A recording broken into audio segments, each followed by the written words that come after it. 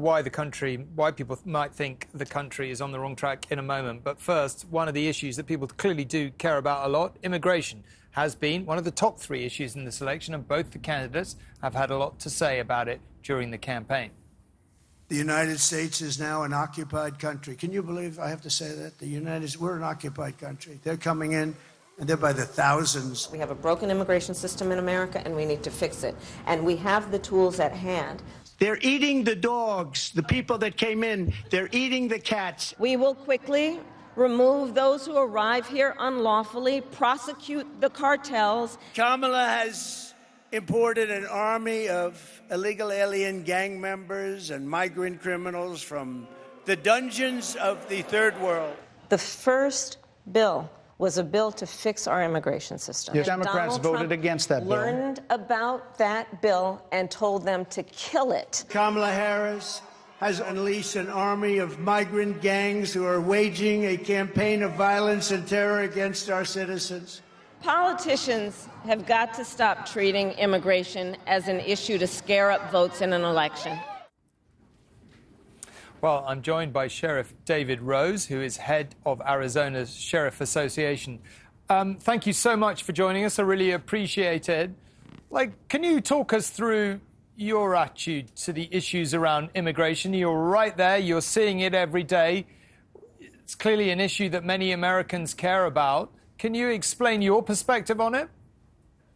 Yeah, no, I would be glad to. And thank you for having me on. I know it's, I guess, early in the morning over there. It's just election results are coming in right now. And here in Arizona, we had Proposition 314, which would give local law enforcement the ability to arrest people that have entered the country illegally, which currently we don't have. And it's winning overwhelmingly.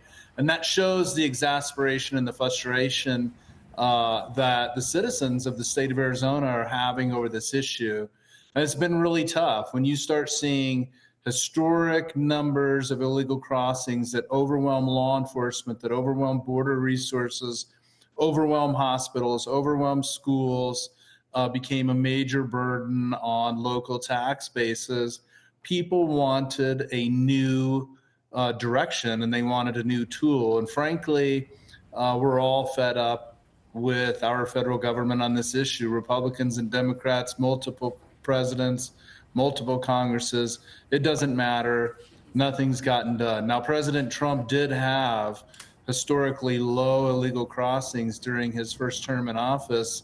And then President Biden had historically high number of crossings, including the deadly drug fentanyl, including increases in gun running and human trafficking. All the illicit economies that are fomented by an open border are occurring right here in the state of Arizona. The local law enforcement are fighting this thing every single day, and we're the ones that are answering to the citizens and the taxpayers why things aren't being done. So it's the number one issue here in the state of Arizona, and certainly for local law enforcement. What do you think should be done? Well, the number one thing that we have to start with, which happens to be the easiest thing to do, is that the executive, the president of the United States, has to stand up very clearly and publicly and say that America's immigration laws will be enforced. There has to be a communication to the rest of the world that you won't be able to come here illegally. That's the number one thing that has to be done. And then the resources have to be put to the border. And the border has got to be secured before you can talk about any immigration reform. Immigration reform needs to occur, but nobody's going to follow the rules as long as they can come across the border illegally by paying organized crime in Mexico, a ransom fee essentially to do that. And these open border policies are creating the biggest humanitarian crisis I've ever seen in my lifetime. The things that are being done to migrants prior to even getting to America, and then after they get here, the challenges that they're facing, it's just horrific. There's got to be a return to law and order. Mr. Rose, thank you very much indeed. Well, perhaps I can put some of that. We're joined now by Michael Wilds, a Democrat immigration lawyer. Mr. Wilds, I don't know whether you were listening to what Mr. Rhodes was saying there, but I don't know what your response to it would be. Do you agree that this is likely to be the number one issue in places like Arizona, or would you not see that as being so? I think everybody would concede that our immigration system is broken. I'm not only an immigration lawyer, I'm a former federal prosecutor. I used to deport people from America, and I'm a sitting mayor. I was actually reelected tonight to my 5th term as a mayor of Englewood, New Jersey. My father acted on behalf of John Lennon when they were trying to deport the famous Beatle from America, and we were a nation of laws. And I think people on the right, people on the left all agree that we have a broken system. You can be a law enforcement type that will say, let's secure the border before we fix things. But the greatest entrepreneurs and risk takers that we've ever had in America are immigrants. And we don't have enough judges and jails and FedEx trucks and handcuffs to deport everybody. So it's just a matter of getting people scared. After all, your viewers should know, it was I who walked Melania Trump's parents in to get their citizenship when President Trump was trying to scare the hell out of everybody about chain migration. It's a bedrock of immigration policy, family reunification. And the Wild West that we have right now at the southern border has to stop. And that's a Democrat here telling you this. Everybody agrees that it requires greater common sense. This is a very important issue. And I believe that the Trump political psyche here was not to fix it, to leave it broken so that it would be a good wedge issue going into today's election. But we have to roll up our sleeves. These are American values. And I'll take a cue from the Brits and I'll say, keep calm and carry on. Very important for us to make sure that we remain a rule of laws, that America is hinged on a door, that door to open to the greatest risk takers and entrepreneurs and to shut it against those that would cause us harm. Well, Mr. Wells, thank you very much for... I'd like to think that was still our national motto. Maybe it is, maybe it isn't. Congratulations on your victory, a result. I mean, we've got a result. That's got to be good at this stage in the evening. I did an interview with you the last time. Immigration's an important thing, but more important is common sense and electing the right people. Okay, thank you very much for spending the time. Now, while we were doing those interviews, NBC called Iowa for Donald Trump. You may recall at the start of the evening, we debated that Iowa poll a lot. Ann Seltzer maybe not having such a good night. I'm sure a great pollster, but her outlier did turn out to be exactly that. An outlier, Iowa, looks like it's going to go for Trump. Jessica, you told me that while those interviews were going on. Yes, I mean, right now half of the vote is in and Trump's winning it by an even bigger margin. He's up by 13 points almost. So we could actually see that swing in the opposite direction. So not a tighter result. And so all of that, I think, so every pollster has a miss. Okay, and yes. That was hers. All right. What we did discuss when the Iowa poll looked like it was going in the other direction is that would have a read over potentially to Michigan, Wisconsin and Pennsylvania. Is the reverse now true, that if he is doing much better than we thought in Iowa, that makes Harris's prospects slightly dimmer in Michigan, Wisconsin and Pennsylvania? Well, I mean, in other states where we have more complete results in Ohio, Trump's widened his margin there. So also, again, similar Midwestern states, we still don't have the results in fully, but all of those trend lines are very good for Trump. Mm-hmm. You know, as we look at all these states, one thing you often hear in this campaign is every state is a border state this year because we've had north of 10 million illegal migrants coming into our country for over the past 4 years. And when Latinos look at this issue, you may wonder, well, why don't Latinos support this illegal immigration across our southern and also, by the way, northern border? And the reason is many of our Latinos did it the right way. They went through the proper process. They went through the legal process. And they do not look favorably upon people who are rushing our border, pushing over our border patrol, coming here, staying in hotels that are paid for by taxpayers. We're providing them food. We're providing them better medical care and better services than we provide our own veterans and, in some instances, seniors. It's upsetting Latino voters and it's upsetting Americans all around the country. And that could end up being a very large theme tonight. Well, and we wondered if abortion was going to be this overwhelmingly motivating factor. And I think, again, for some people it was. But another result I'm seeing coming out here is in New Hampshire. Trump went there late. We are seeing better margins in that state, but the New Hampshire governor's race has stayed in Republican hands.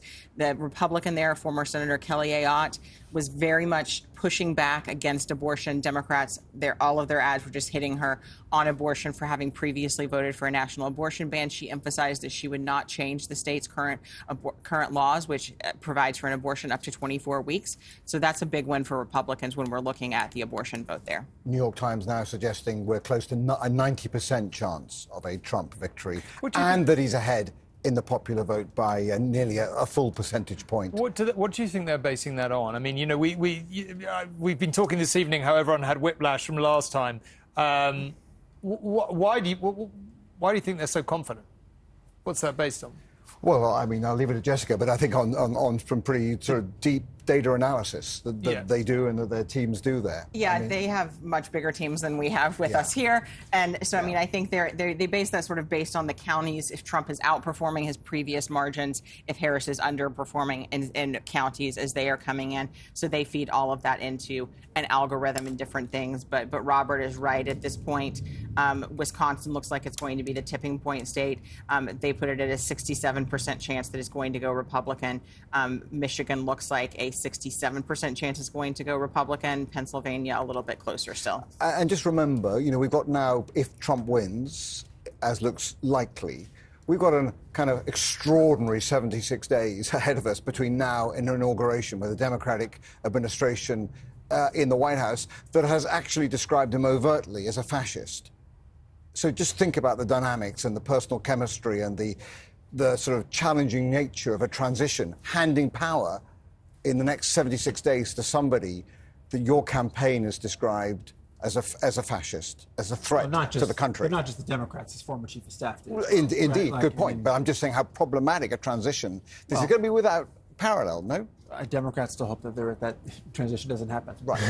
Well, and the House is still probably won't be clear for several days or even weeks, just based on some of the votes there in California and New York and different things. But you know, as I'm looking, we're still don't have all the results in the Senate. But Republicans came into this favored to take the Senate. I think they're still increasingly favored. That looks like it. So. And I've always thought this sort of as the presidential race goes, there's a good chance the House goes that. There's a very good chance, I think, that Republicans could have a complete trifecta when you look at the House, the Senate, and the presidency. Okay. I think there's really a lot to unpack there, actually. But let's just go to Julie in California first, and then maybe we'll come back and unpack some of that. Thanks very much, Tom. Pretty busy here now at Manny's, but a little subdued, it has to be said, round in the main room for the watch party here. I'm being joined in this rather packed corridor by Amelia Ashley Ward, who's the editor of The Sun Reporter, an old friend of Kamala Harris, and you first endorsed her back in 2002, Amelia, I believe, and Daryl Stolforth, who was a former deputy DA alongside Kamala Harris right early in her career. This is feeling a bit twitchy tonight, Amelia. You've charted Kamala Harris's career for a very long time. How are you feeling?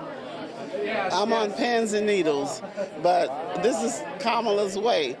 She's never had anything easy. She's always had a tough race. Even back in 2003, when she was running against Hallinan and Fazio, she managed to beat Fazio out, and then it was the race between Hallinan and Kamala. Then she went on to the Attorney General, and she had to...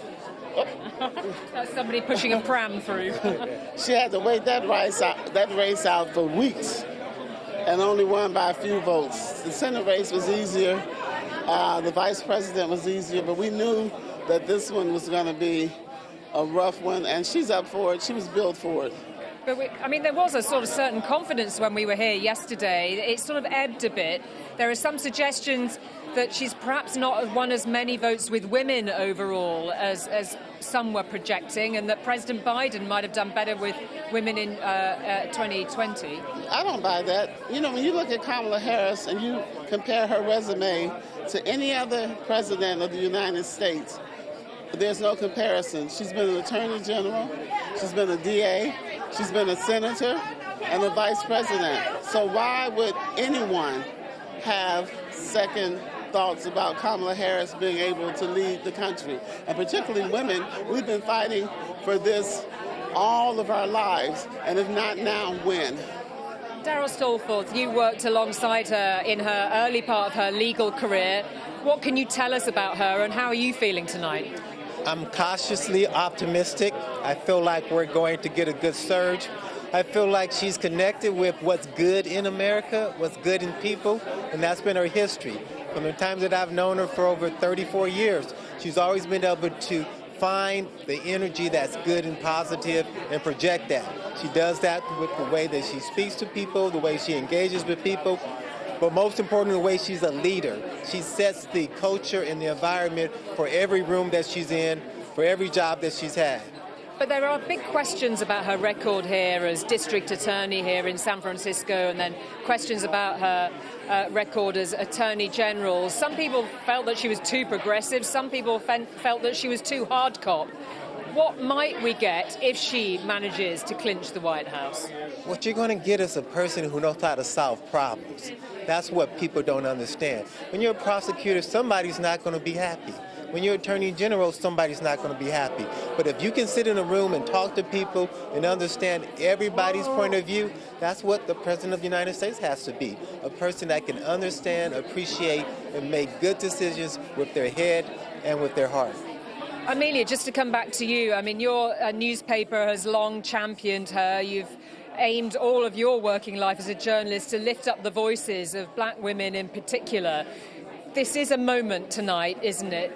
If it slips from her grasp, if she has a grasp on it, where do you go from there? What would you be saying to her?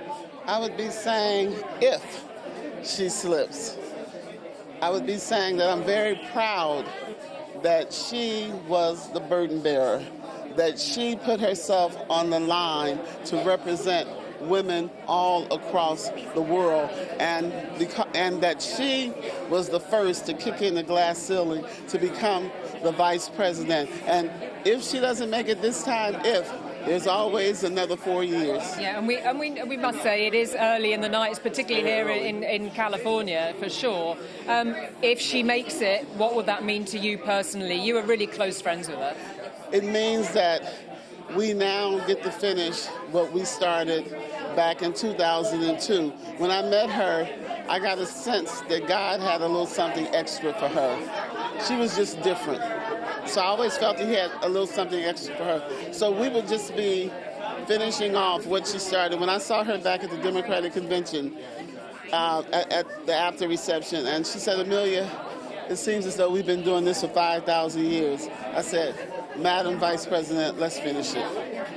And Darryl, just a closing thought from you. We've got a long night ahead yet. Yeah, but I'm not dissuaded. I believe that we're going to get this. Kamala's ancestors prayed for this. They dreamt about this. Now we're here. We're in a place where we get to change a generation. We get to open up a whole new way of thinking. We get to be able to do things that were never thought of, never believed in, but we are now at that point. And I believe she's going to win. She's going to be the next president of the United States. Darryl Stallforth, Amelia Ashley Ward, thank you very much indeed for joining us on a pretty busy night here at Manny's. Thank you very much. Back to Washington. Oh, or Anushka, I think. Julie, thank you very much indeed. Well, let us indeed go to Anushka, who has some of the latest forecasts.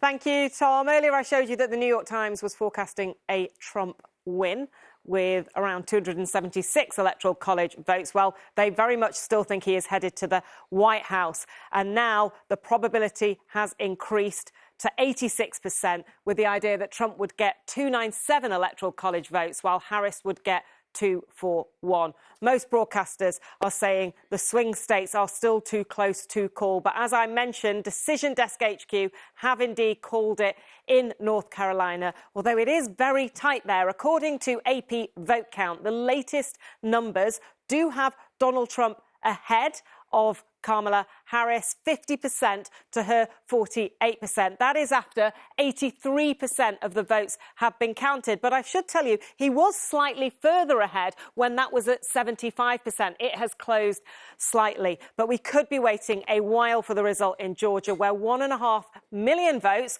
are still to be counted due to an issue with some of the adjudication software in the state. And meanwhile, a string of bomb threats mean voters have faced disruption in multiple swing states. In Georgia, 12 voting locations extended their hours due to the threats, which officials claimed could be traced back to Russia. Similar threats also occurred in Pennsylvania, Michigan, Wisconsin and Arizona. Anushka, you've been tracking this data all night. What's your feeling at this point? You know, you've probably heard our discussion here. I think we're sort of gradually beginning to move from it could go either way to thinking a Trump presidency is more likely and contemplating, you know, what that means for America and for the world. What are your thoughts at this point in the evening, having spent so much time looking at the data? Well, what was clear was when Joe Biden took 6 out of 7 of these swing states in the middle, when he took Michigan, Pennsylvania, Wisconsin, and also Nevada, Arizona and Georgia. What he did, Tom, was he actually managed to bring together a coalition in some quite different types of states. You know, some people put the wins in the Sun Belt down to demographic change, suggesting that it would continue in that direction. But obviously, given the way things are going tonight, it's starting to look like that was a very impressive jigsaw that he put together. And bit by bit, what we're seeing in the underlying data is the parts of that jigsaw not go the way they needed to go for Kamala Harris. So obviously, we've talked about the black vote squeezing. Even if she's well ahead with black voters, that squeeze is enough to make such a difference in these swing states. The Latino vote, so important in somewhere like Arizona. A third of the vote there is Latino. And I think I showed you earlier, the difference in the vote between Democrats and Republicans in the presidential vote in Arizona in 2020 was 0.3%. So these movements are really important. Same for young people, interestingly, slipping away somewhat from Democrats. And the bit that we thought Kamala Harris might be able to do, which was drive up the vote for female voters, and perhaps that would make the difference. We don't yet see that happening in these swing states, although I did show you some data earlier that, you know, suggested maybe something else could be going on in Pennsylvania. But, you know, for Kamala Harris to win without the Sun Belt, she doesn't just need Pennsylvania, she would also need Wisconsin and Michigan. I don't know if I can just show you. Do you remember at the beginning of the night we were talking about the issues in the national polling that suggested that people, you know, these were the things that people were voting for, that they were motivated by when they actually went to the polls? Are we able to show that? I'm just going to see if we can just bring that up to you, because I think really from the moment we got this at the beginning of the night, you started to get a sense really of what was going on. People were asked basically on a whole load of issues, like how important was it to you? How much was it a motivating factor? Was it the biggest motivating factor for you? And half of people basically said the future of democracy, which I think Jessica was explaining earlier. That's the case for both Republicans and Democrats. They're both very distrustful of the other side. Number 2, very, very high as well, was inflation, 40%. And it's worth saying, in all the polls we've looked at, Donald Trump has a lead on the economy. After that, but a fair way behind, was immigration on 28%. And then the issue that many people thought could be hugely motivating in this election. Yes, Kamala Harris has a massive lead on the issue of abortion with people who care about it. And it is a big deal that 26% of people said it was their biggest motivating factor when they went into the polls. But it wasn't anywhere close to, say, for example, the economy or that future of democracy point. And, you know, on the economy, the data tonight as well has suggested that Trump has a lead on it, and he also has a pretty strong lead on immigration, particularly in this data that was focused on what was happening on the border that you've just been talking about. And I should say, we didn't put it up here, but in the middle of here and also very high was free speech. OK, Anushka, can I just ask you one more thing? Because we talk about it so much in the UK political context. Do you see a read over? But, you know, we were talking around the desk here a little while ago about a kind of... It's just a rotten time to be an incumbent anywhere, isn't it? I mean, it's really hard to think of incumbents who've done well. You know, you look at Italy, you look at Germany, you look at France, you look at Rishi Sunak being sent to the backbenches. It's a tough time to be an incumbent. Do you see any read over between politics in Europe and politics here? Well, do you remember, obviously, we were here on election night for the UK, and early on in the evening, which I remember saying was this really exciting moment for me and for my producer, Lily, we went to the exit poll process. We weren't actually in it, we were just outside it, and we were starting to be told about what it looked like was unfolding here in the UK. And a colleague here, I won't swear on television, but a colleague here described it as perhaps a... what's the way I can say this? An up yours, maybe, election, because when you looked all around the UK, we were seeing exactly what you were talking about, the Conservatives being hit in Westminster, the SNP being hit in Scotland, the DUP being hit in Northern Ireland. People were really angry. They were frustrated. And actually, one of the things that's really come out today is, again, in the US, and this is quite similar here in the UK, that disillusionment is so high up on that list. And even though the economy was starting to move in the right direction in the US, people were still feeling in the US like things were headed in the wrong direction. And, you know, we say this so often. Yes, inflation has come down. It's still slightly above the 2% level, but it has come down in the United States. But prices are still much higher than they were in 2020. So the way people feel is they go into the shop, prices are higher. And it's interesting when you listen to people talking, often they do talk about the economy being better before that. It's quite hard for us to compare the things people really care about to the 2020 election because COVID was so dominant then, and we are in a kind of new period now. Anushka, for now, thank you very much indeed. Maybe we should adapt James Carville's phrase to it's inflation stupid, because inflation has played such a big part in so many people's lives the last few years. I'm just going to bring up pictures of Harris's watch party. I'm told that there's some interesting things to see there. So let's just see what's going on. I don't know that they necessarily look like a group of people who are expecting to lose. Looks pretty busy, but so far the night is not, it has to be said, looking very good for them. We're about to go to CNN. Adam, you want to get in? Just real quick, I'm just having a little bit of a Heather and I, we've mentioned a couple of times. I'm remembering at this point in 2016, the New York Times Needle had Hillary Clinton winning. In 2020, after midnight, the New York Times Needle had Donald Trump winning.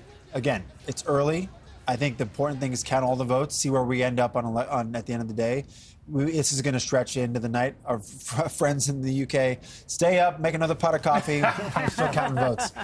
Then they might be pouring wine at this point in the evening. But coffee, you can put coffee in the whiskey. Okay. We might be having coffee. Obviously, we haven't got anything on the... No. Yeah. Now, listen, we're going to go and see what our colleagues at CNN have made of where we are in the night. We'll be back in a sec.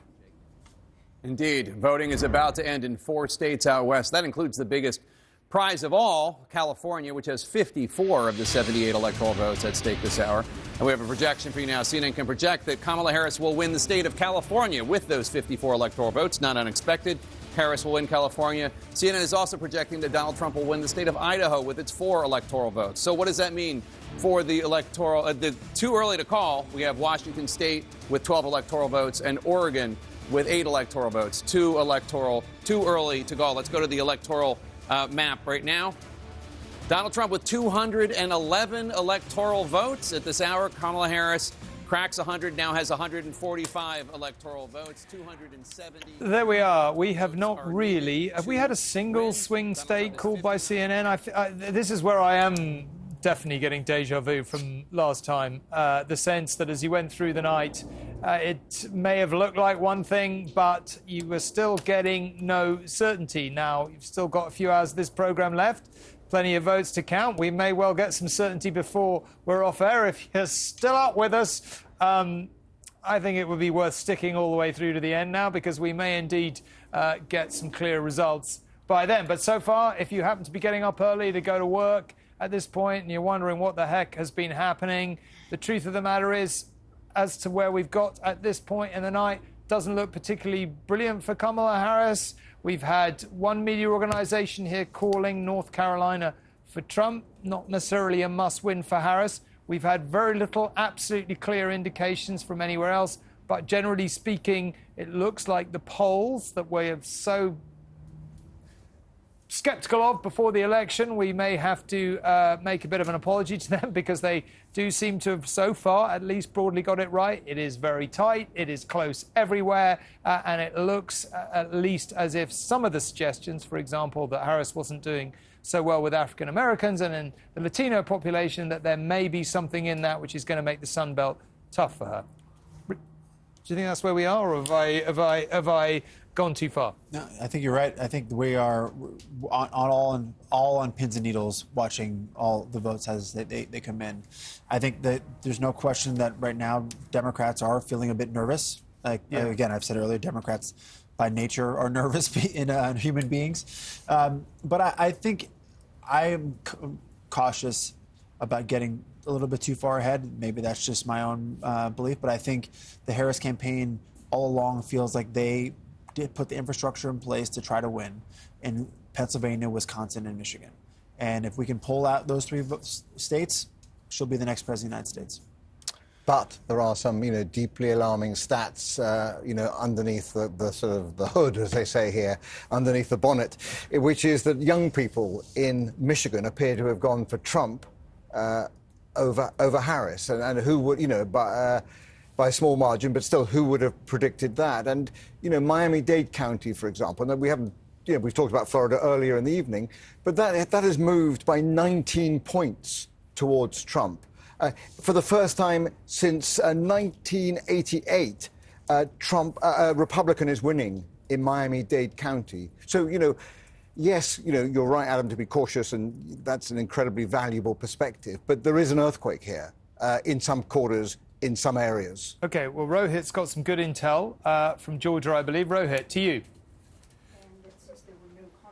Hi, Tom. Well, this is, of course, one of the crucial swing states here in Georgia. It's been very tightly contested. We've been watching the votes being tabulated and sent to the Secretary of State's website. They're almost all there. And although the current total is about 52% for Donald Trump, 48% for Kamala Harris, we've just heard from the local Georgian Secretary of State, who is saying that his assessment is that Donald Trump's total so far is now insurmountable. Now, if he were to get this state and its electoral college votes, that would be a huge boost to his campaign and incredibly significant. I mean, just so I'm absolutely clear about this, you're saying the way it looks there, it's very, very tough to see how this goes any other way than Trump at this point. Yeah, and that's pretty much what the Secretary of State for Georgia said himself, the most senior official, the person who is presiding over this process, the person who has been updating us every couple of hours. There have been many concerns earlier in the day, a series of bomb threats which were received, which delayed voting. It forced in around a dozen or so locations the voting to be extended beyond the allocated hours. And so what we have now here in Georgia, this significant state, is not only a very close result, which it appears Donald Trump is about to win, but we have an environment of chaos. We have the sort of a chaotic environment which may well lead people further down the line to question the result. People will say, for example, did people turn away from polling stations because of what they heard about bomb threats? So this is almost over. There's great pride here in Georgia about the speed with which those votes are counted. And there were record numbers of people who voted even before polling day, some 4 million people. However, this is now a chaotic environment in which this result is about, it seems to be called. And Rohit, does it look as if North Carolina is in a similar place? Is there any suggestion that that might perform differently, or does North Carolina look like it's going the same way as Georgia? Yeah, it may well be, and actually North Carolina was one of the other states for which the intelligence agencies, including the FBI, were warning about misinformation. It's been another big focus, it seems, of external influences and the intelligence agencies talking about Russia and talking about these as being some of the states alongside Wisconsin and Michigan, where a lot of this kind of external influence may well have been focused. So the picture is less clear over there, but here in Georgia it appears that very soon we will have absolute clarity. And Georgian Republicans, throughout the time we've been here since Friday, have said very confidently they believe that they will win the state, whatever other people say, whatever the Democrats say. And it does appear that it looks like they might be about to be proven right. OK, Rohit, for now, thank you very much indeed. Well, Dan is at the Trump party in Florida, as you probably know by now. I hope things have calmed down a bit for you. Now, Dan, what's the mood there? Well, look, I mean, I think they're very buoyant, very confident and optimistic. I mean, we're watching as you are back in Washington, results trickling in. Nothing definitive yet, but, as you were saying, North Carolina at the moment, Donald Trump is ahead, 50.8%, I think, against 47.8%. It's really tight in Pennsylvania, but he is ahead there at the moment, 50.7 to 48.2. That's with about 2/3 of the votes counted. So look, this could change, but at the moment it gives them cause for hope here in the Trump campaign. It's worth keeping an eye on some of these Senate races as well, Tom. As you know, the Democrats currently have a majority of 1 in the Senate. Now that may well end up being overturned. It's too early to say at the moment, but the Ohio Senate race is looking very interesting. That is against Sherrod Brown, who's been in the Senate for 18 years and may end up being overtaken by Bernie Moreno, who is a former car dealership owner who is looking like he's doing well there. Still too early to say definitively, but worth keeping an eye on that. That could mean they end up in control of the Senate, and who knows at the moment, people here are hoping that they will also take the White House as well as conceivably retaining control of the House of Representatives. OK, Dan, thank you very much indeed. Well, look, we don't have a result yet, but it is beginning to look slightly more likely that we will have President Trump 2, the sequel. What will that be like? Well, we may well be debating that in a minute, but let's go to Debbie Edward, our China correspondent, our Asia correspondent, who is in Beijing. Debbie, my brain is probably a bit frazzled by this point to work out what time it is with you. But what is your perspective about the possibility, let's consider it, of a President Trump term and what it means for America's great superpower rival China and what China's attitude to a Trump presidency would be? Well, needless to say, Tom, the American elections haven't been featuring at the top of the news bulletins here in China, not even at the top of the international news agenda. They came this morning behind a report on Israel, and very much the focus here has been on the potential for chaos and violence in the aftermath of the potential results. The last thing, of course, the Chinese Communist Party wants to do to present to the general viewing public is a seamless democratic process. But I think the framing from President Biden has been that the relationship between America and China is the most consequential of the 21st century. And whoever gets into the White House, if that is to be President Trump, is going to have to manage that and the impact that that relationship has on the global economy and global security. Taiwan and the South China Sea have become two of the most dangerous flashpoints in the world. And I have to tell you that Taiwan is particularly concerned about the prospect of a second Trump presidency.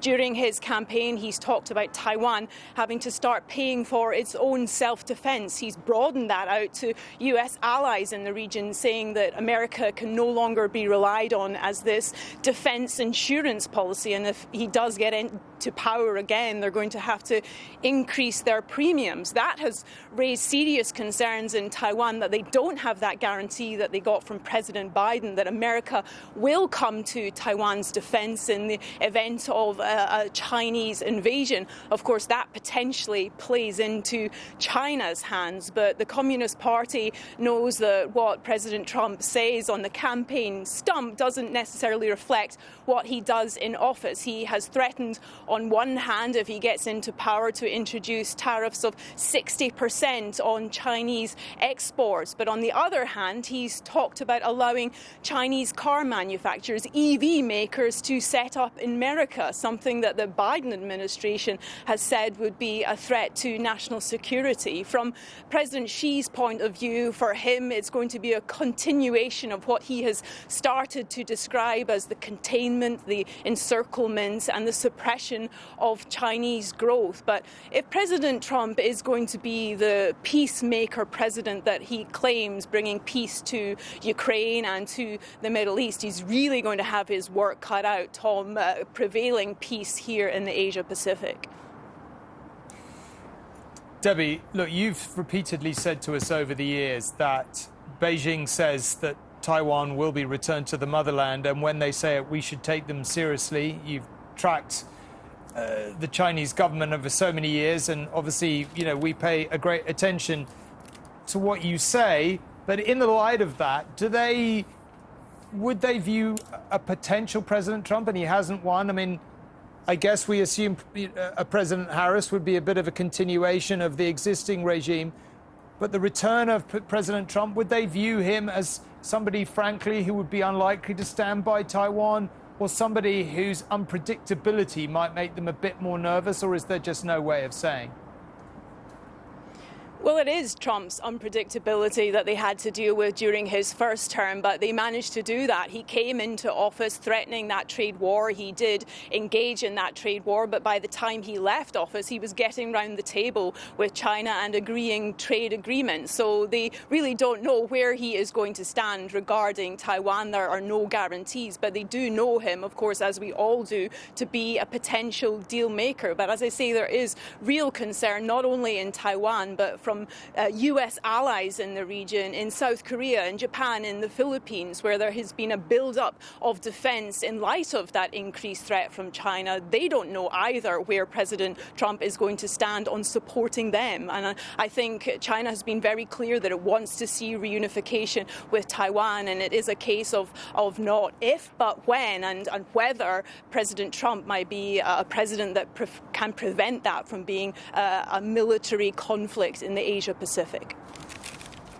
OK, Debbie, thank you very much indeed. Well, if you want to get in, Heather. Yeah, if I can. Continue this conversation for just a minute. Yeah. Because one thing I think will surprise many people is that Republicans and Democrats tend to agree more on China than they disagree. And I sit in meetings with some of your counterparts, and we have those very conversations about the real threat that the Chinese Communist Party poses, not just to the region, but also to the world. And so that is something that you know, regardless of whether it's Trump or whether it's Harris, the United States is going to get increasingly tough on China, concerned about supply chains and wanting to bring more manufacturing over here and holding China accountable for some of the bad actions that they do around the world. OK, we'll come back to that in a sec, but let's just go and talk to Rohit, who has a guest with him who can tell us a little bit more about what's going on in Georgia. Rohit.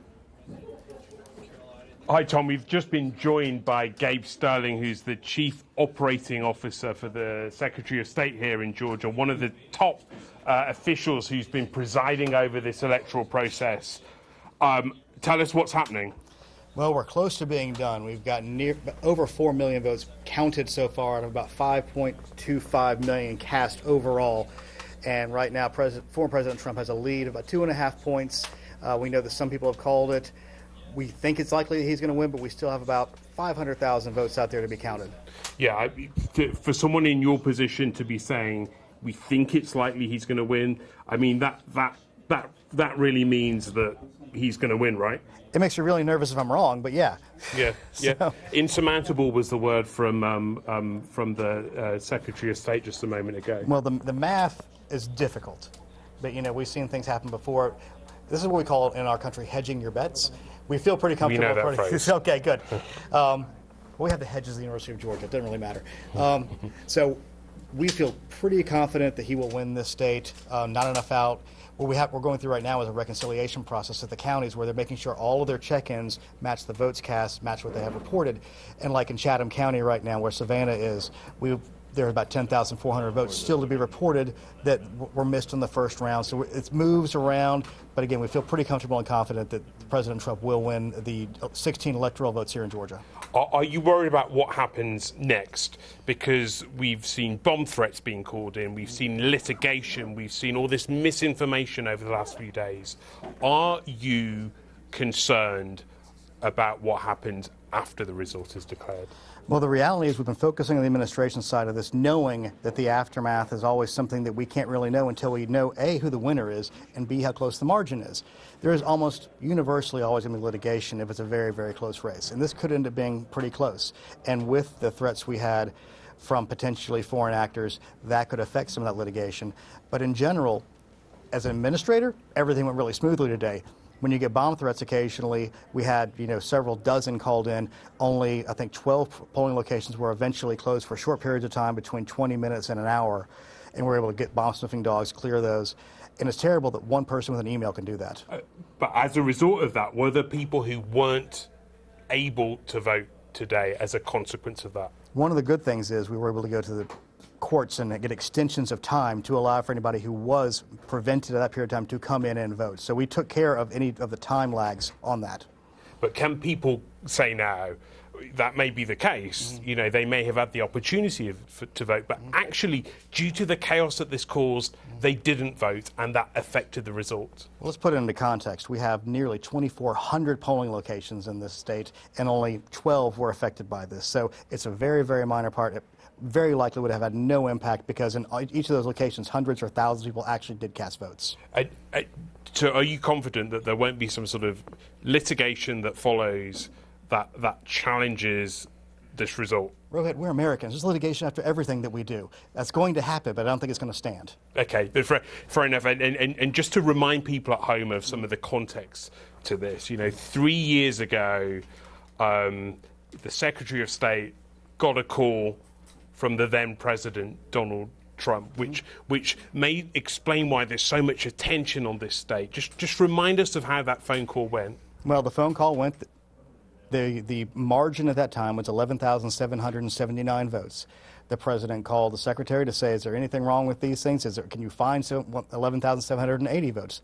The secretary very calmly and very clearly stated, no, we stand by our numbers are correct, and that's what we did.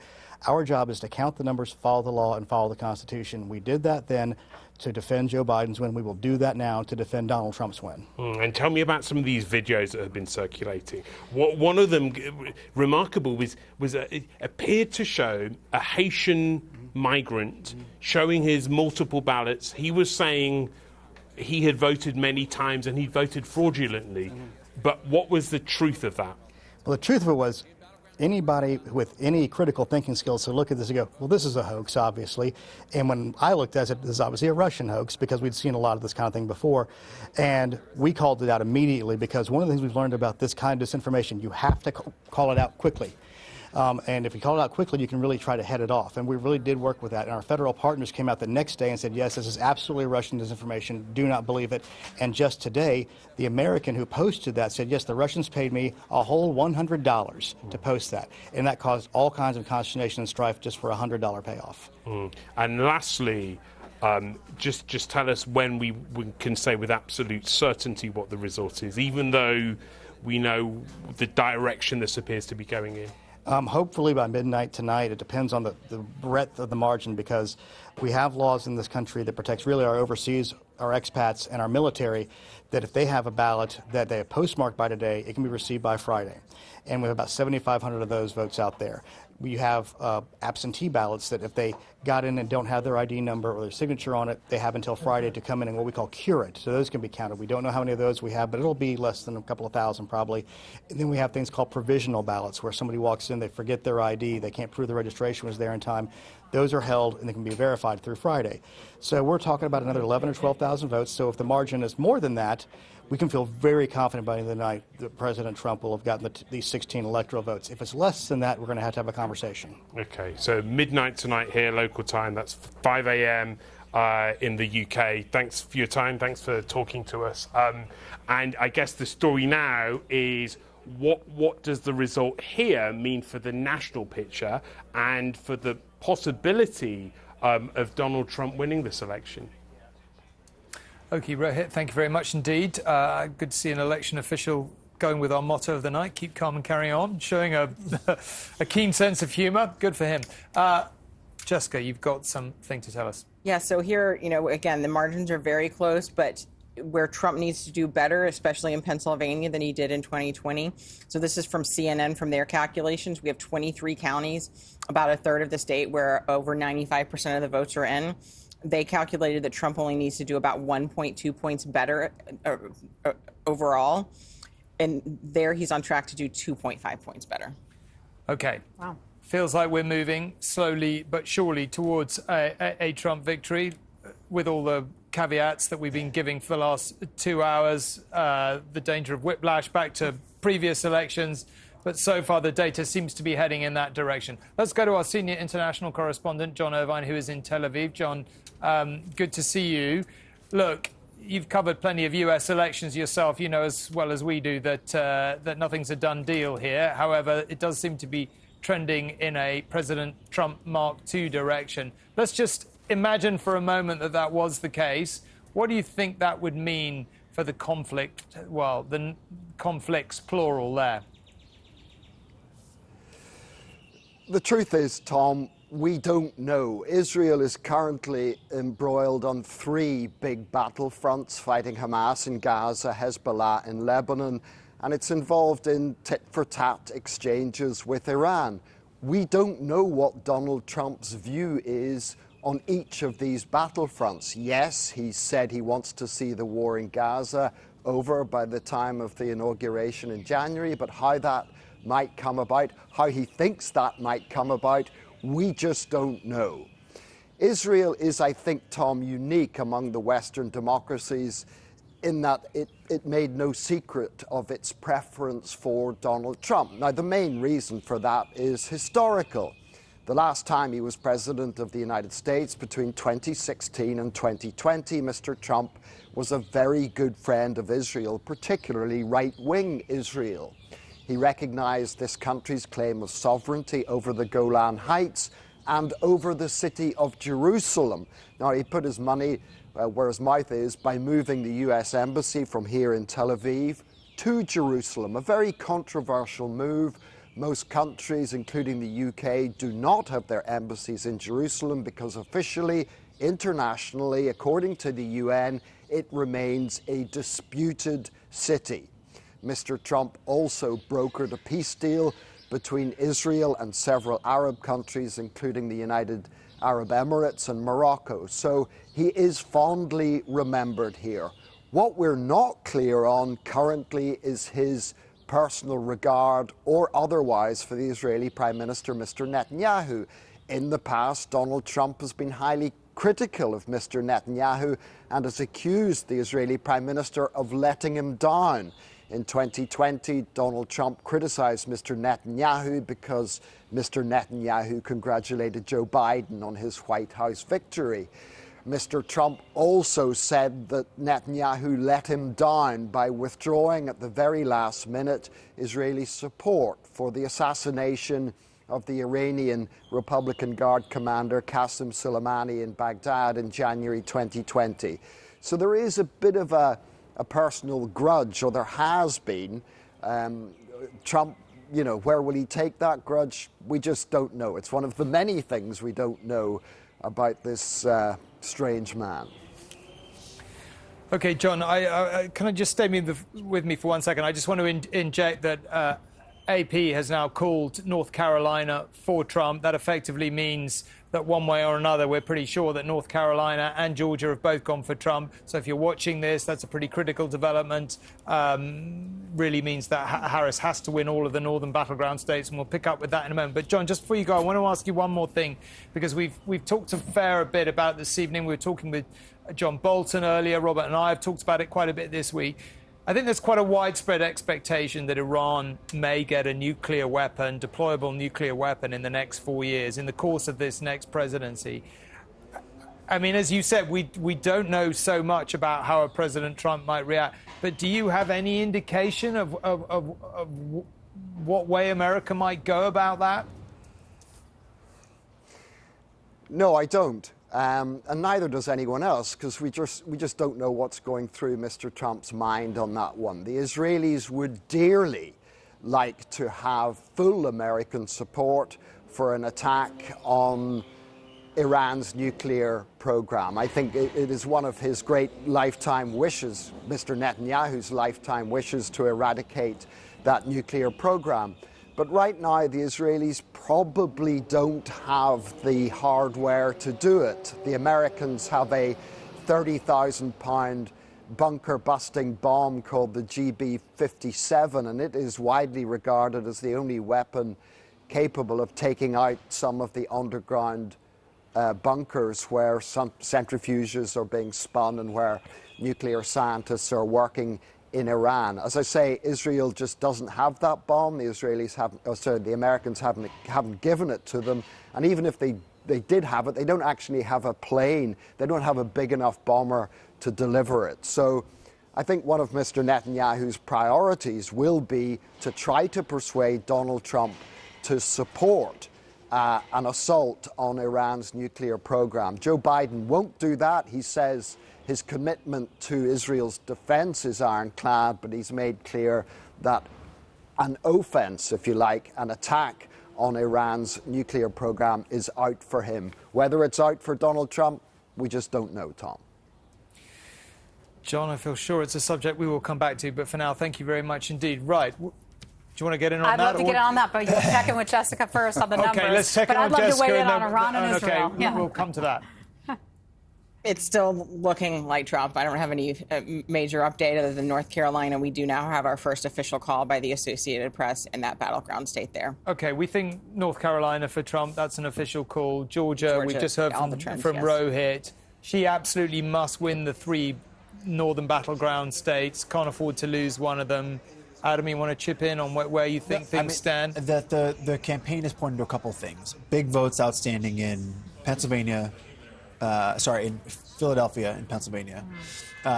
Wayne County, which is where Detroit is, huge vote outstanding there. Yes. And so the chance that Democrats could run up the margin there. And then Milwaukee, still votes outstanding in Milwaukee. 3 kind of key cities the Democrats have to do well in, have to run up huge margins in order to be viable to win statewide. We'll see if they're able to pull it out, but that's where the campaign still is like, everybody just calm down, because we didn't need Georgia, didn't need North Carolina to win. But if we can hold on to those other 3 states in the upper Midwest, then Kamala Harris can still win. I mean, we still don't have a lot of Michigan in. Only about a third is in. Pennsylvania, we know, of course, they're going to be counting some of those mail-in ballots through the night. Wisconsin's still waiting to get it in, but as I'm looking again at the New York Times needle projections, which we've cautioned a lot on that, they say that there's a 66% chance Trump's going to win Wisconsin, a 70% chance Trump is going to win Pennsylvania, and a 66% chance that Trump is going to win Michigan. What we're looking at now is the very real possibility that Trump sweeps all 7 swing states. I mean, that's pretty remarkable. And wins the popular vote. Yeah. And wins the popular vote, even more remarkable. And if that were to happen, I think in part of that, and we talked, of course, about the economy and immigration. What we haven't talked about is a bit of a backlash in this country against toxic masculinity. That's become a big theme in the United States. DEI measures have become very aggressive all across the country, including at many corporations. And a lot of people are saying, this is just a little too much for us right now. This doesn't feel right. And then you also have issues like boys playing in girls' sports, boys is competing against girls, men competing against women in girls' sports. And a lot of this is a pushback, I think, to that. If Donald Trump wins, I think that plays a role as well. I'd love to hear Adam's view on if this plays out like we think it does, and the Republicans control the House and the Senate and the White House. What do Democrats do about this? I mean, is there a sense that there would be kind of protests or? I mean, I can't imagine where the level of frustration and angst, the anguish felt by liberal America, where does it go? Look, I'm reminded of a very early in my life when my uncle was running for governor of the U.S. Virgin Islands. Bit of a tangent, but he lost that race. And I remember my father saying to me, like, we're walking to the concession speech, and he said, "Look, today is a tough day, but tomorrow we get up, the sun will rise again, and we got to go fight for what we got to fight for." And that's who we are as people, as a country. Again, I'm not saying that that's where Democrats are yet. Like, we firmly believe there's a path, despite the needle and other places, that we can win some of those, the three kind of key swing states in the Upper West. And we feel good about where the early vote and where the election day vote is in Nevada. So, like, again, still a path here. And that's what Democrats think. And, until it's called for Harris, that's where we're. And you may well be right. But, like, we're in a position where, it was plausible it could go strongly either way. And at the moment, if it's going to go strongly one way, it can only really go Trump, because it doesn't look like she's won the Sun Belt states. She could still eke out a victory, but the best she can hope for is a very narrow victory on a completely divided country.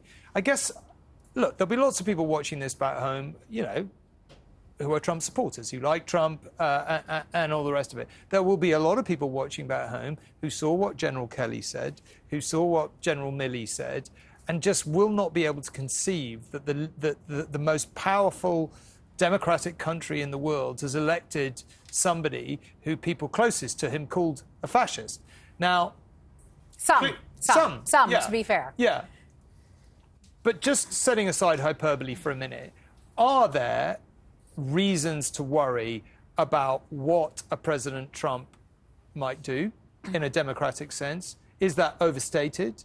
And if there is reason to worry, what would that worry be directed at? I mean, he's not really going to, try and change the Constitution and run for a third term, I wouldn't have thought. We think. No, but it's Harris, on the other hand, who wants to expand the Supreme Court, who wants to do away with the filibuster, wants to turn D.C. and Puerto Rico into states, do all kinds of things that many Republicans would argue that's affecting democracy. That's trying to change all democratic I'm saying is, systems. at the moment, it doesn't look like Harris is going to win. That might change. But just to be fair, so we can have both sides of this conversation. I completely understand that. But what I'm saying is it looks like it could be President Trump at this stage. And I think I'm just asking you to think about that for a minute. Is there anything you're genuinely worried about? Like, you think it's all overstated? There's nothing particularly to fear? That going against, I'm going to go after my enemy stuff, you think is just words? Look, I think some of it's overblown. I really do. Some of this has been campaign talk along the way. Some of this has been General Kelly is President Trump's interest in doing business, the business of government differently. One thing that has so upset many of our civilian workers, civil service workers here in D.C. has been the notion of moving some of our agencies out to the states as opposed to keeping everything housed here in Washington. So would he do things differently? Yes. Would it upset some people? Yes. Might it actually be better for our country? Yes. The notion of putting America's interests first is one that is important to him. It resonates well with many Americans, but it doesn't mean America alone. I firmly believe that he will continue to honor and value our alliances all across the world, knowing how important it is for us to have friends. We will need friends. You will need friends. We will need to continue that cooperation. However, will he be willing to put the screws to some of our allies and saying, I need you to kick in more dough, or I need you to give more weapons to this country so I don't have to do as much? Yes. Will he make it a little painful for some countries? Will you all become frustrated? Yes, you absolutely will. But I think in the end, if everyone just kind of stays calm, it'll work out. But Heather, you say some of the fears are overblown. That implies very clearly some of them are not. No, you could come up with a whole world of hypotheticals that I just can't possibly answer. But there were some real world consequences we saw last time, right? Like, when Trump got elected, he got into a trade war with Europe, and that meant like a retaliation from Europe, and that was cost Americans thousands and thousands of dollars. Everything from the cost of whiskey to the cost of beer cans. Across the board. He looks at it in terms of reciprocity when it comes to trade. I think all I'm saying is those are things you can argue about, right? Yeah. There's one side, there's another side. The more fundamental. Well, I guess I'm talking about the fundamental stuff and just questioning whether there is or is not. I mean, Robert, you've covered this for a long time. Is there a reason to worry or not, in your view? Is it overblown? Like, obviously, he said he didn't lose the election last time. We had the Capitol building. You were in there, as we've discussed, and all the rest of it. Does that mean he'd do it again? I'm not saying it does. I mean, how worried are you or not worried at all? I mean, the fundamental point, I believe, is that this country's guardrails kind of survive. I mean, it's an astonishing country that's gone through extraordinary kind of adversity in the past. You know, not just 2 world wars, not just the Cold War, not just the Civil War or the Great Depression.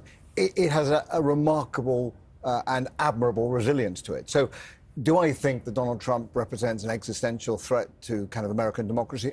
I don't, because we still have a vibrant press here, for all of the criticism about how partisan some elements of the media are. Nevertheless, there's a robust press here. There's a serious and thoughtful judiciary here. There are many people in Congress who are deeply devoted to the concept of liberal democracy. So I think the guardrails survive this. But is it a challenge, potentially even an assault? That remains to be seen. Look, there's a real reason why Democrats rang the alarm about Donald Trump's foreign policy, because we saw what happened 4 years ago. We saw... The world was safer 4 years ago. I think our adversaries actually feared us 4 years ago, rather than taking advantage of us and wreaking havoc all around the world. Our reputation around the world was severely damaged by Trump's presidency, and I think that is what Democrats fear. Another 4 years of Trump poses real grave risks to American livelihood. I think it makes Jessica, I'm just going to ask you to come in because I think you've got some data for us. Well, I mean, one of the big things we've been watching as we've been talking about foreign policy is if there was going to be a backlash to the Biden and the Trump administration there in Michigan with Arab voters, where there's the largest concentration there in Dearborn. Now, this is just the election day votes out of Dearborn, but Trump getting 45% there, Harris 15%. 33% for Jill Stein, the Green Party candidate, casting a protest vote there. We saw, of course, some of those uncommitted voters in the primary there in Michigan refusing to vote for Biden. We have seen, again, this is a small extrapolation, but this is one of the big count areas there of Wayne County there in Detroit, in and around Detroit there, where we see the largest concentration of Arab American voters in the country. I think it's such an important point. I mean, just quickly, look, in all of my reporting, I've had, every time I interact with people on the partisan divide, I get passionate responses very often. But when I was with the Arab American community in Dearborn, it was the only time I was doing interviews with people weeping, with people with tears coming down their faces because they felt so strongly about the Gaza humanitarian crisis and their own families trapped in either Gaza or the West Bank or in Lebanon, and they didn't feel that this White House, this Democratic White House, with all of its liberal credentials, was listening to them at all. It was the only time in my reporting career in America where literally people were weeping as I was interviewing them. OK, let's go to Anushka. Anushka, feels like the night is going in a certain direction, but as Adam is right to keep checking us, it's not over yet. Harris's paths to victory are, though, narrowing. Yeah, it's not over yet, but guess who is very happy right now?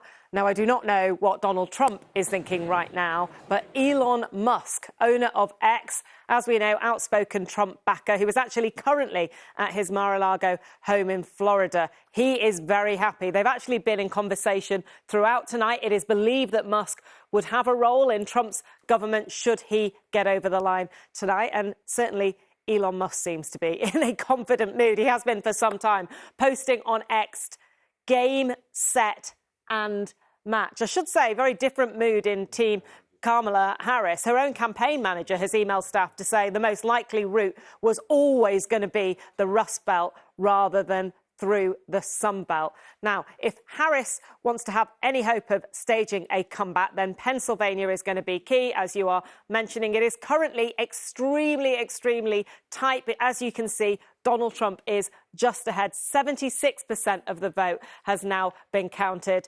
51% to Donald Trump, 47% to Kamala Harris. And actually, just as I'm showing you this, which remains very, very tight, I'm hearing that CNN have now called North Carolina for Donald Trump. So that is going to be really, really key. Now, Tom, let me just show you the battle board as it is at the moment. Here you can see it.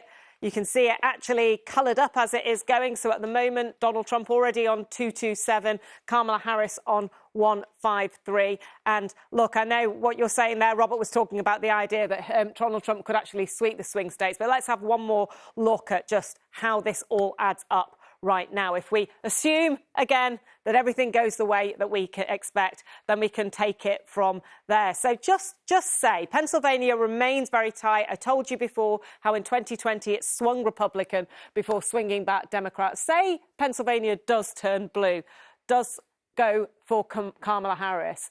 What else is there around there? The struggle she's having at the moment is that the other two Rust Belt states on either side of that, Wisconsin and Michigan, are at the moment, according to the AP vote count data, leaning towards Trump. We were just hearing that astonishing data there from Jessica on the Arab vote, in particular in Michigan. If we turn both of those red, let me just show you where that takes us to in terms of the numbers. So you can come and see here, that would take Donald Trump to 260 and leave Kamala Harris on 245. In that situation, he only needs 10 more votes. So he only needs a tiny bit here of this Sun Belt. It becomes extremely, extremely difficult for her. Even if, say, she took Nevada, if that turned blue, even then, you know, that wouldn't be enough. And obviously, at the moment, things looking very difficult for her in Georgia. If that were to go red for Donald Trump, and if Arizona were as well,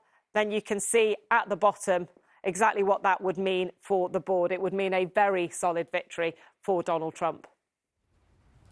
OK, Anushka, for now, thank you very much indeed. Well, let's go to Sejal in Arizona. Sejal, it looks like the Sun Belt is steadily moving towards Trump. And North Carolina called. Georgia looking very like it will be very soon. What's the mood there with you? Well, I think that if that does prove to be the case, I think that from people I'm speaking to over here, I think they'll be pretty disappointed. They are mostly Democrat voters here at this election watch party that I'm at. Let's talk to one of them, Clovis Campbell Jr. He is the publisher of the oldest and largest black newspaper here, the Arizona Rampant. Can I just ask you your reaction? If Donald Trump has been doing really, really well across the Sun Belt, as we seem to be hearing, what's your reaction to that? Well, it's really disappointing. I know they put a lot of time and money on the Harris campaign into Arizona. I know for a fact that the Trump campaign put zero money into the African-American community here in Arizona. And for them to come out with a win, if he does come out with a win, it's real disappointing because we know that the Harris campaign worked really hard out here in Arizona this time around. How do you feel that the race had been going? I thought that it was going to be a good chance that she would do well. There were a lot of undecideds out there. But again, there are also a lot of uncounted votes, a lot of people still standing in line to vote for the presidency. So there's still some optimism in the Harris camp. And I think that we can look forward to waiting to see what the results look like. And hopefully they come out and flip around later on tonight. There has been a lot of talk about the minority vote, the women's vote here. How do you feel about the fact that there have been black men that have voted for Trump in other battleground states? Well, it's kind of disappointing, understanding that how much black men have counted on their mothers, who are black women, to take care of them as kids, and then to say that they still don't trust a black woman to be president. I think that's hypocritical, but at the same time, you never know what people are going to do once they get behind the voting bowl. Donald Trump has certainly campaigned here about immigration, about border security, about economy. Are those some of those the key issues that you see that he perhaps has done well on here? Well, I think that he's presented his case well. We all know that he's one of the poorest businessmen who ever worked in the United States. He swindled people out of millions of dollars. He's lost lots of contracts. He filed for bankruptcy multiple times. So to say he is a savvy businessman would be a real stretch. Now, to say that he's a businessman is one thing. But at the end of the day, I don't think that he's going to be able to do anything to fix the economy. I believe that he's going to worsen the economy. I think that he's going to give more people who already have money more money, and the people who need more breaks, he's not going to give the people what they need. Do you believe that Kamala Harris perhaps took the minority vote for granted, took the black vote for granted, took the Latino vote for granted here? No. In Arizona, I know she spent a lot of time and money with her campaign in this organization, and I don't think that they took it for granted this time. We've seen that happen in other campaigns before. But this one was very aggressive with the minority community, specifically in the Hispanic and the black community. But I think that the message just didn't resonate to some of the people that it should have. At the end of the day, people do what they want to do. They'll tell you they're going to vote for you, but then when they get in that voting booth, something might change. If it is correct that that Donald Trump has done well here, what is it? What is it that you would put that down to? What is it about Kamala Harris's message that you think didn't resonate? Well, I don't think that it's that Kamala's message didn't resonate. I think it's that Donald Trump's message did resonate more with some of the people in the rural communities in Arizona, some of the people who typically aren't in the metropolitan areas like Phoenix, Glendale, Scottsdale, etc. And so when you get people who haven't had a chance to really be in a big metro area but have been out in the rural areas, those messages that Donald Trump has resonate with them a lot more than what Kamala Harris is talking about. Clovis Campbell Jr., thank you very much indeed. Thank you very much for joining us this evening. So here, the mood is certainly a bit disappointed about those projections, but we still wait. I think people are still going to be waiting here with bated breath to see what happens. OK, well, let's go to somewhere where I suspect the mood is considerably more vibrant at this point in the evening. Dan is at the Trump party. Dan, what are you hearing there? A lot of cheering is what we're hearing as each of the results are called in. I don't know if we can just push in a little bit and show you what's going on down on the floor below me, but each time one of those swing states, the running tally is brought up, huge big cheer. Maybe let you listen to it. You can probably hear the applause and the claps. We've had USA, USA being chanted as well. We understand people from Mar-a-Lago, the estate where Donald Trump himself is watching this unfold, have been arriving here, and also told that some Republicans are flying into West Palm Beach because they think this is going their way. Notably, Mike Johnson, the Speaker of the House, is heading down here. I mean, they are looking like they might end up winning not only the White House, but the Senate and retaining control of the House as well. People getting really excited here. It really feels like they feel momentum is on their side. So we've already had the first swing state called for Donald Trump, North Carolina. That's pretty early. All of the others are still being counted, but he's ahead in a significant number of them. Not by much, and there are still a lot of votes to come in. So this could still change, but I think the noise here says it all, really, Tom. You get the kind of vibe, if you like. They're very upbeat. OK, Dan, thank you very much indeed. Look, I think it's worth maybe all of us debating at this point in the evening. Adam, we've kind of heard you quite rightly say it's not over yet. There are paths to victory for Kamala Harris.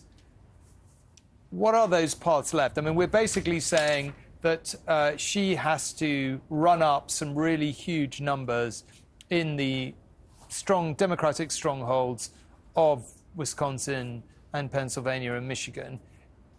Do we think there are any signs that she's doing that? I mean, I think that's one of the concerns the Democrats would have, candidly, is that she's run behind Biden's performance in some of the other big cities like New York and Chicago. Again, she's going to win all those areas. Philadelphia. And so, does she run behind Biden in Detroit, Milwaukee, and Philadelphia as well in other states? So that's something that the campaign has to watch. I think I'm not sure Jessica may know where we are in some of the suburban counties around Pennsylvania and how much vote is outstanding there and whether there's still room for them to sort of also build some of the margin there. And that's what Democrats have to hope for. And the campaign, I know, was very focused on trying to drive turnout. This was a margin of error race going into Election Day. It was, half a point either there, and that may be where we end up when all is said and done. But I think the campaign is understanding this is going to go on for several hours. There's going to be a lot of votes to cast. There's a lot of mail-in vote in Pennsylvania to be counted. And so we'll see where that goes over the next day or two. You have to wonder if the recriminations are going to be aimed at Joe Biden. We forget about him. We haven't hardly mentioned him around this desk today. But the decision to run for a second term, right up to the age of 86, and then only pull out after the implosion of that debate in Atlanta.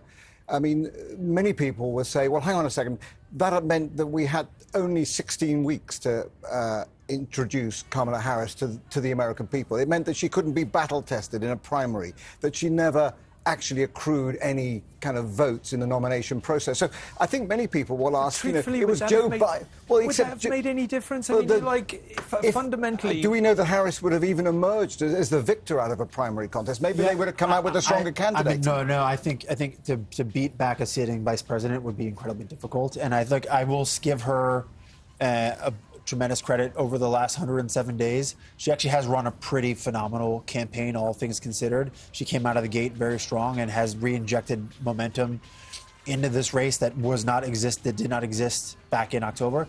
I think the real thing that Democrats have to keep hope alive, as the Reverend Jesse Jackson would say, keep fighting to the bitter end. That there are votes that are out there for our candidate, but I think to sort of Monday morning quarterback already about whether she should have jumped out earlier. I mean, Joe Biden was the president. Sure. And if he made the decision... What is Joe Biden thinking tonight as he sits in the East Wing somewhere? Oh, I don't know. I wouldn't begin to predict what Joe Biden is thinking at this point. I think Barack Obama or Michelle. All of these passionate surrogates for Harris. Jessica, you want to come in? Yeah, Adam was asking about sort of some of the counties there in Pennsylvania, and I'm texting with a Republican source who's there right now. They do expect more of Philadelphia to come in within the next hour. There's about 70% of it in. But right now, Harris is running about 4.5 points behind Trump's margin in Philadelphia. Bucks County, that sort of swingy county right outside of Pennsylvania, Biden won it 51-47. Trump is actually up there by about half a point right now. There's just about half of the vote in. So we're still waiting on more of that vote. But that was a key county I was looking at to sort of tell me how Pennsylvania is. And this is where, going. I think the mail vote is something that I don't know. It'll take days to count that. And I think you get into the longer. But they are counting very fast. They're counting throughout the night. And yes. Yep. That's fair. I think of all the time and the money that's been spent in Pennsylvania. It's the biggest ad buys in the entire country. I mean, $1.2 such a good point. billion. I mean, the other thing is how much of a financial advantage the Democrats had in this over the last few weeks. And I do think there are absolutely going to be questions already being asked about this. That Harris, if she did not pick the very popular governor there, Josh Shapiro, that won overwhelmingly in 2022, could that have helped her? Certainly in Pennsylvania, but in some of these other Rust Belt states as well. How narratives change, because for a long time people were thinking the disastrous VP pick was J.D. Vance. But now people, as Jessica points out, are going to say, was Walz the best candidate, and perhaps she should have chosen Shapiro. And Trump actually increased his margin in Ohio. He won it twice by 8 points. He's on pace to win it now by 12 points. And we do have a call there in Ohio that Sherrod Brown, who's been there since 2006, has defied political gravity. He has lost. So they have picked up a seat there, and I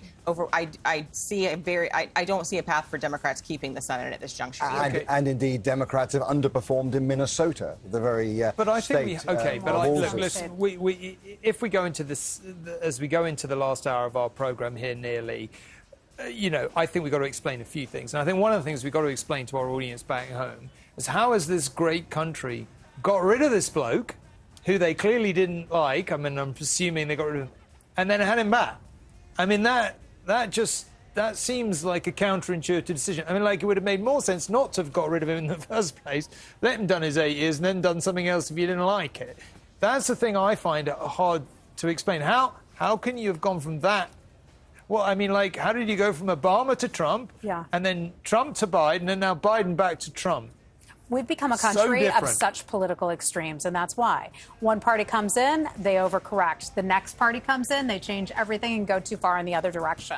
So we've got to come back a little bit more to the center, I would argue, so that we don't have this constant push and pull that's so, drastic for the world to watch and for Americans to go I think we can't forget in 2020, Trump did a terrible job managing the COVID pandemic, and 1 million Americans died. Are you kidding me? No, he did a terrible job. He told people to inject bleach. That was another musing. No, the but point it was they real. got the vaccination out and able to help millions of people all around the world as a result. And we were a leader in doing it through Operation Warp Speed. Now, COVID is hopefully a once in a lifetime. He told people it wasn't a thing, once in a lifetime situation. There was naturally going to be a backlash against him sitting as the sitting president when that pandemic. We probably shouldn't go back over the COVID argument. We'll be here all night. What we should do is just stop for a minute. Looks like it's going to be Trump. Not certain yet. We may have to unwind this in half an hour's time, but it looks like it's going to be Trump. There'll be people waking up at home. I think I should perhaps summarize this. We're going to go to CNN in a minute. But if you're waking up this morning wondering what on earth has happened overnight, basically, as the evening has worn on, this has just gradually shifted towards Trump. North Carolina has been called for Trump, one of the key swing states. It looks as if Georgia is almost certainly going to go to Trump, another key swing state in the Sun Belt. Arizona, I think the mood there doesn't look particularly good for Harris either. It therefore becomes absolutely critical that Harris pulls a clean sweep of the northern Rust Belt swing states. And I think it's fair to say at this point, it looks pretty dicey. She's not performing as well as she should in some areas where she needs to be racking up the votes. And she's falling behind in some other areas. It is still possible she'll pull it back. Adam has very rightly urged us to be cautious all evening. We are trying to be cautious, but it does feel like it is probably moving in one direction. Is that, if you've just woken up and you're making your morning tea and you're wondering where we are, that I think is where we are. Robert, do you want to? I feel like you want to add something to that. No, I share that sentiment, but if you'd asked me on January the 6th, 2021, did I think that we'd be sitting around this desk, Tom, talking about Donald Trump becoming president of the United States? I wrote a blog just yesterday, partly tongue-in-cheek, saying Trump was definitely going to get federally funded housing. The only question was it the White House or a prison cell? Don't forget that if he had lost this election, and he might still lose it, but if he had lost this election, he was in enormous legal jeopardy. Now he's in a position, if he wins, potentially of instructing his Department of Justice to dismiss the 2 federal cases against him in Miami and here in Washington, D.C. I want to drill down on some of this stuff because it feels important. Let's start with those court cases, right? We can take it as read that he pardons the January the 6th people who've been convicted of. I'm looking at you. Yes, he said that. He has said that. It's a given. It's not just that he will pardon them. He regards them and has called them political prisoners and hostages. So they're out. He will ask the Department of Justice to dismiss all the charges, all the federal charges against him, and no doubt they will agree to it, or he'll have a new Department of Justice, I'm assuming. Mm-hmm. He can't dismiss the New York case that he's been convicted of, but what happens there? He still gets sentenced, it gets delayed? Yeah, it's not viable that no state court, I don't think, is going to, we can debate this, but it doesn't seem likely that I think they hold the charges or they hold the sentencing. You can't sentence a president. Okay. They could, but nobody is above the rule of law in America, and if he's found guilty, and there's a penalty. I don't know if anybody thinks he was actually going to spend time in jail for the charges, but I think just out of interest, if Judge Merchan had not delayed the sentencing, would that have made any difference? I don't think so. If he had given him jail time, that may have ultimately changed the question. But again, I don't think we want our judiciary to be succumb to American politics. And that's, I think, what gives Democrats real concern about a possible Trump presidency. He has said clearly he's going to blow over American judicial independence. Okay, let's go and see what CNN is making at the top of the hour. Jake, after January 6, 2021, is running stronger now than he did in the last campaign. All right, Don King, thank you so much. Every electoral vote counts, and 4 more are on the line right now as polling places are about to close in Hawaii. And we project Kamala Harris will win the state of Hawaii with its 4 electoral votes. Not a surprise. Hawaii, a reliably Democratic vote. But that does mean a pickup of 4 electoral votes for Kamala Harris. Donald Trump has 230. He is 40 votes away from winning. Kamala Harris has 169 electoral votes. She is 101 votes away from the 270 needed to win. John King? So, Jake, let's look at the map where we are right now, and then we'll go through some of these battleground states where we're still waiting. Okay, let's come back into the studio here, move back from CNN. Now, I'm joined by Dmitry Kuleba, a former Minister of Foreign Affairs for Ukraine. Thank you so much for joining us this morning. I'm guessing, lost track of time where you are this morning, I think. Yes, this morning. What do you make of this? It looks like yet to be determined, not yet certain, but it looks pretty likely that we are going to get a second President Trump term. What do you think that means for your country? Good morning. And yes, we know Mr. Trump from his first presidency, and we know how to deal with him. Of course, there are many challenges ahead. I don't think his 24-hour plan to end the war is going to work. But he will face a very difficult situation because Putin will continue with his aggression. He will disregard attempts to end the war on just terms. So fixing the war, the Russian aggression against Ukraine, will be one of the biggest foreign policy challenges, either for President Trump or for President Harris if she makes it. Mr. Trump, if it is him, has said he's going to end the war very quickly. What do you think he actually thinks that involves? Giving Russia everything at once? That's just impossible. Whatever the electoral statements are, real governance and real foreign policy governance is completely different. As I said, this war will not end in 24, 48, or 72 hours. This war will not end with Ukraine conceding to Russia. Anyone who thinks differently just does not understand the reality on the ground. Mr. Trump has made very clear, though, that he doesn't want American money any longer going to fund, as he would see it, foreign wars. You have to be worried about that, don't you? You have been very reliant on the billions of dollars of American aid that has come your way and weapons and all the rest of it. I mean, the absence of that would be critical for your, or incredibly damaging for your war effort, would it not? Well, this money are not charity for Ukraine. They are investments in global security architecture. Because if Russia succeeds in Ukraine, it will provoke other countries who want to impose their will on their neighbors by force, who want to violate borders and commit aggression, to follow the suit.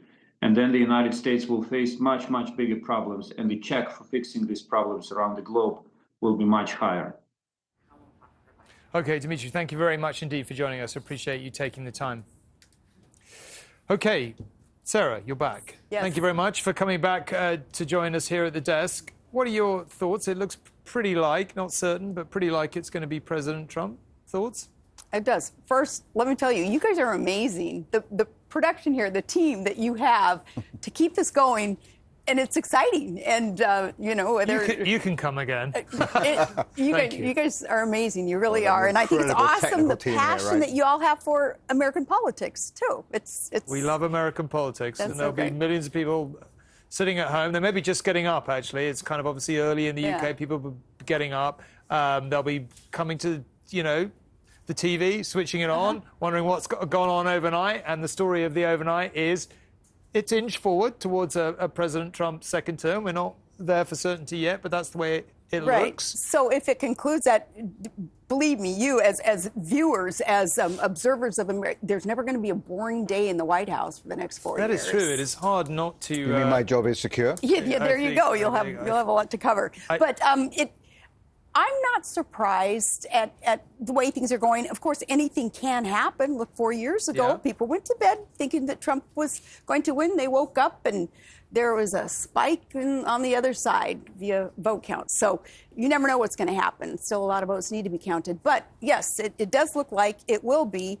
another Trump administration, and I think that's good for the country. I thought it was interesting in the last segment you made the point about kind of the idiosyncrasies involved in this situation of America. You went 4 years with Trump, then you switched off. Now you're going to go another 4 years. Why didn't you do the full 8 years?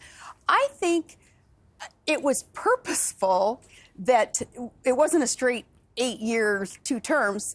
So many things needed to be exposed in the 4 years where he wasn't in there. I think a lot of Americans became more awakened to the way politics work in our country and the conflicts of interest and the professional political establishment that has controlled and grown too many things in our country that has ultimately taken away people's individual rights and their freedom and their empowerment to live their own lives and to run their own businesses and raise their own families without so much government intervention.